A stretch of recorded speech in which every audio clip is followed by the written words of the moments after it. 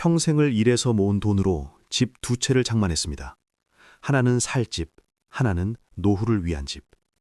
그런데 어느 날 정부가 말합니다. 당신은 투기꾼이라고. 세금을 더 내야 한다고.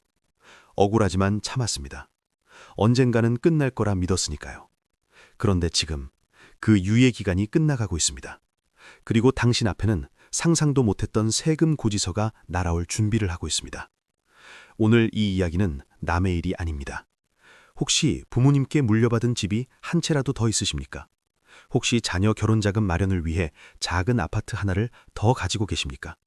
그렇다면 지금부터 제가 드리는 말씀에 귀 기울여 주십시오. 당신의 노후가, 당신의 재산이 위험에 처해 있습니다. 다주택자 양도세 중과 유예. 이 복잡해 보이는 단어들에는 수많은 평범한 가정의 눈물이 숨어 있습니다. 투기꾼이라는 낙인이 찍힌 사람들 중 상당수는 사실 투기와는 거리가 먼 이들입니다.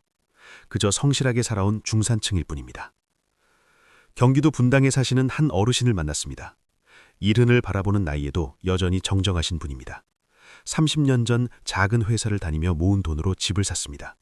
그리고 10년 후 조금 더 형편이 나아져서 고향에 계신 부모님을 모시기 위해 작은 집을 하나 더 장만했습니다.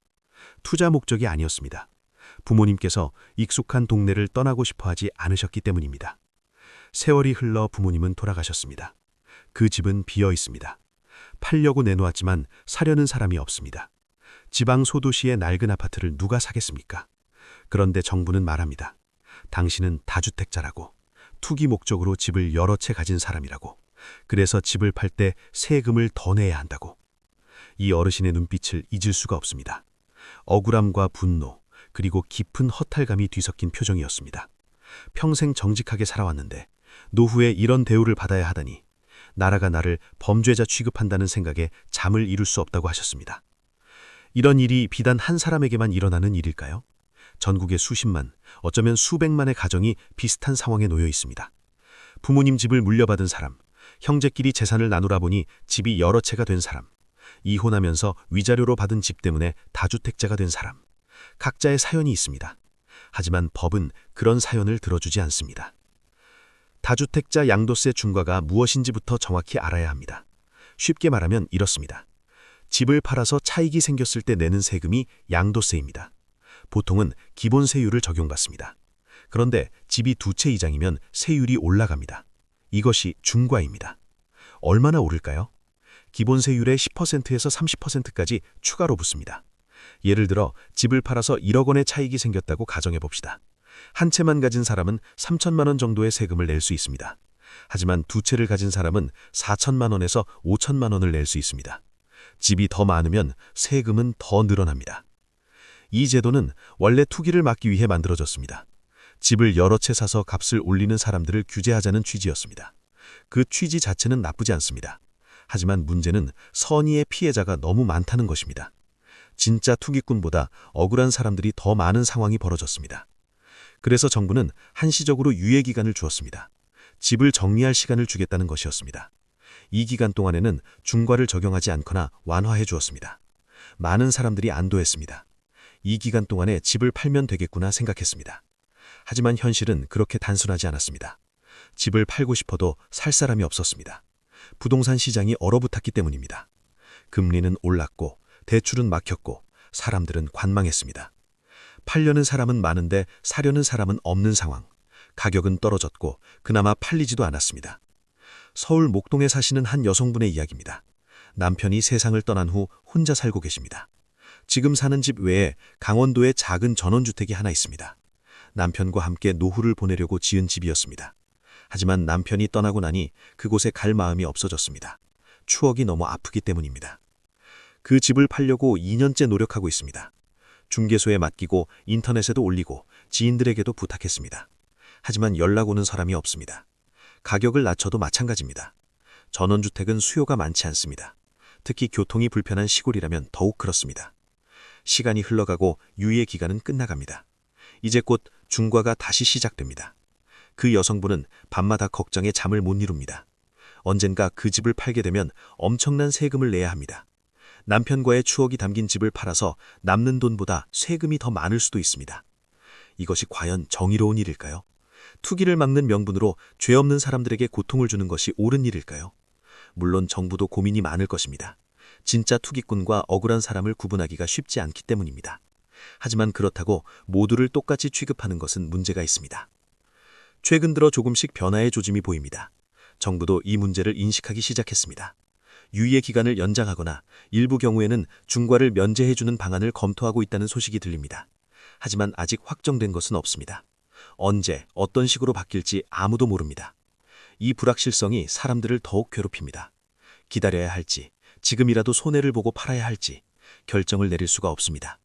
잘못 판단했다가 나중에 후회할까봐 두렵습니다. 이러지도 저러지도 못하고 시간만 흘러갑니다. 부산에 계신 한 가정의 사연입니다.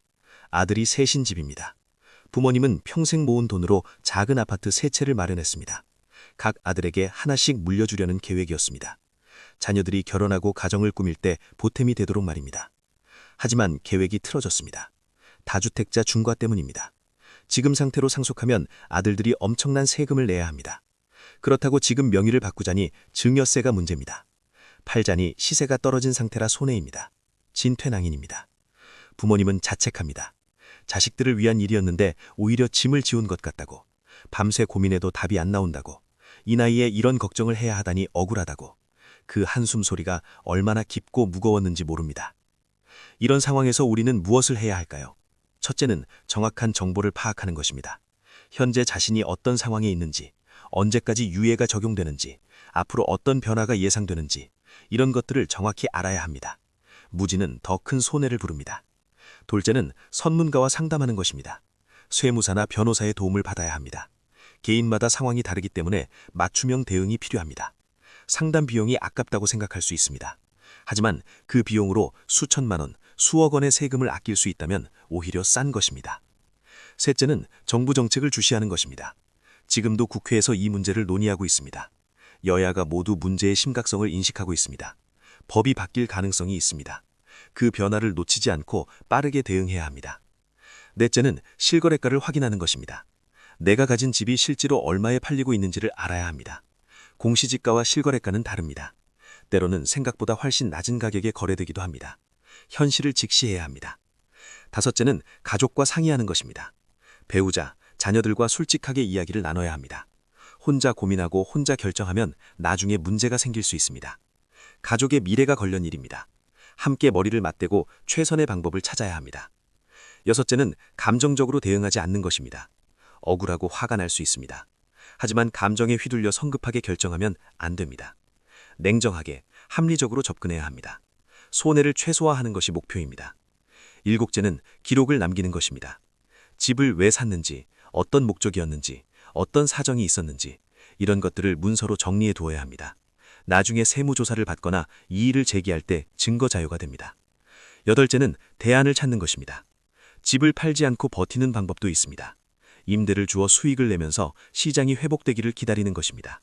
물론 쉬운 선택은 아닙니다. 하지만 손해를 보고 급하게 파는 것보다는 나을 수 있습니다. 아홉째는 연대하는 것입니다. 비슷한 처지에 있는 사람들이 모여 목소리를 내야 합니다. 개인의 목소리는 작습니다. 하지만 많은 사람이 모이면 달라집니다. 정부도 무시할 수 없습니다. 합리적인 개선을 요구해야 합니다. 열째는 희망을 잃지 않는 것입니다. 지금은 어렵고 답답합니다. 하지만 모든 것은 변합니다. 정책도 변하고, 시장도 변하고, 상황도 변합니다. 포기하지 말고 끝까지 최선을 다해야 합니다. 정부의 입장도 이해는 갑니다. 부동산 투기를 막아야 서민들이 집을 살 수 있습니다. 집값 안정은 중요한 과제입니다. 하지만 방법이 잘못되면 선의의 피해자만 양산됩니다. 칼로 자르듯 획일적으로 적용할 문제가 아닙니다. 진짜 투기꾼은 따로 있습니다. 짧은 기간에 여러 채 사고 팔며 시세 차익을 노리는 사람들, 대출을 과도하게 받아 무리하게 투자하는 사람들, 이런 이들을 규제하는 것은 당연합니다. 하지만 평생 한두 채 가지고 살아온 서민들까지 같은 잣대로 대하면 안 됩니다. 구분이 어렵다고 합니다. 하지만 방법은 있습니다. 보유 기간을 보면 됩니다. 10년, 20년 보유한 집과 1년 만에 되판 집이 다릅니다. 취득 경위를 보면 됩니다. 상속받은 집과 투자 목적으로 산 집이 다릅니다. 거주 여부를 보면 됩니다. 실제로 살았던 집과 투기용 집이 다릅니다. 기준을 세우면 됩니다. 합리적인 기준을 만들어 적용하면 됩니다. 완벽할 수는 없어도 지금보다는 나을 것입니다. 의지의 문제입니다. 정말로 서민을 위한다면, 정의를 실현하고 싶다면 조금만 더 세심하게 제도를 설계할 수 있습니다. 최근 국회에서 논의되고 있는 내용들을 보면 희망이 보입니다.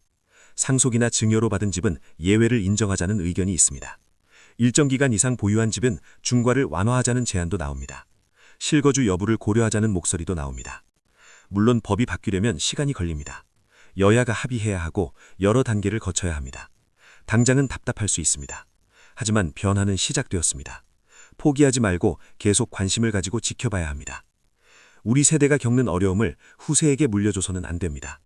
지금의 경험을 교훈 삼아 더 나은 제도를 만들어야 합니다. 우리가 목소리를 내고 문제를 제기하고 개선을 요구하는 것은 우리만을 위한 것이 아닙니다.